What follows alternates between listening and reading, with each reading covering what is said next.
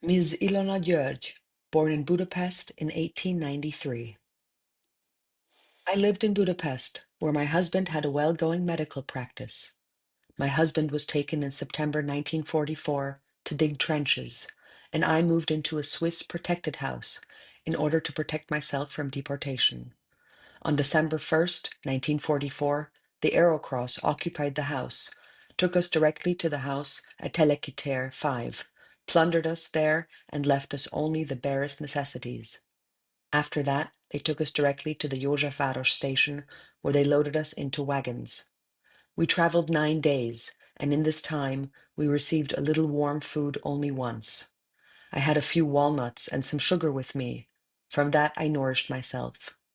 After 9 days of difficult travel, we arrived late at night in Ravensbrück.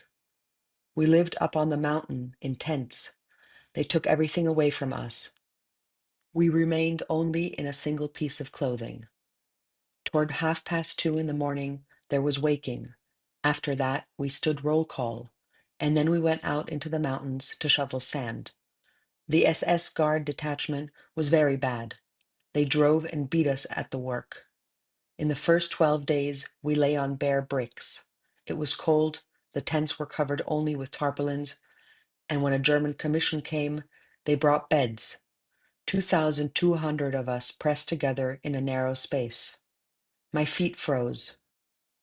We had a female overseer named Vanda. When I showed her that with such feet I could not go out to work, she slapped me hard. She was always out for us, as many as possible, to perish, and she mentioned the crematorium constantly in front of us. I was very weakened, had lost weight down to 35 kilograms, saw that people died daily, and felt that I too would not be able to endure it for long.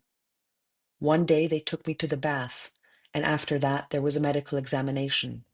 The SS doctor learned that I am the wife of a doctor. He had great pity to see me in this condition, and asked whether I wanted to go into a factory. Naturally, I said yes, because I did not want to remain behind there as a sick person.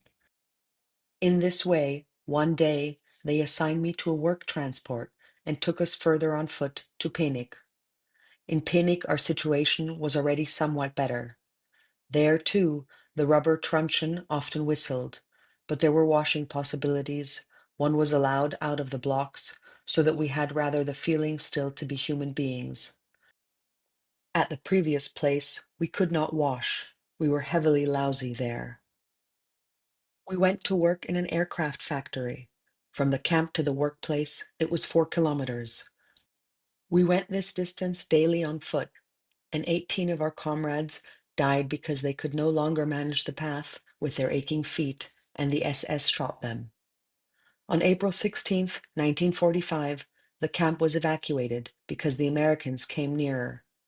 They drove us further on foot. The guards remained behind one after the other, so that when we came to Chemnitz, we noticed that we were alone. For 1 to 2 days, we kept ourselves hidden in barns. Once there was an air raid, and a comrade died from the air pressure. The Americans freed us. We still stayed there 5 weeks, and when our state of health had recovered somewhat, we set out on the way home. My husband and my son I did not find at home. My apartment I found completely plundered, and here I stand, the once exceedingly wealthy doctor's wife, completely poor, deserted, without a penny. At the DGOB, I received the promise that they would accommodate me and would try to ease my fate.